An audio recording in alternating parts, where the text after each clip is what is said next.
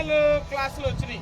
IFB panels ఉన్నాయి కదా, IFB ప్యానల్స్లను ఉపయోగించుకుని మనం తరగతి గదిలో పాఠాలు బోధించడం అదొక ఎత్తు అయితే, ఇంకొక విషయం ఏంటంటే మనకి ప్రతిదీ కూడా ఇప్పుడు సమాజంలో ఉద్యోగాలకు కానివ్వండి, సాంకేతిక నైపుణ్యాలు అంటే ఇన్ఫర్మేషన్ టెక్నాలజీ ప్రతిదానికి అవసరం అవుతుంది.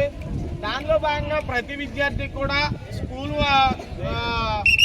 స్థాయి నుంచి కూడా ప్రతి ఒక్కరు కూడా ఇంటర్నెట్ ఏ విధంగా ఉపయోగించుకోవాలి, లేదంటే డిజిటల్ క్లాస్ రూమ్లో సిస్టాన్ని మనం ఏ విధంగా తెలుసుకోవాలి, లేదంటే సాంకేతికతను ఉపయోగించుకుని మనం ఏ విధంగా విద్యను నేర్చుకోవాలి అన్న విషయాలు మనం గుర్తుంచుకోవాలి. అవన్నీ మనకు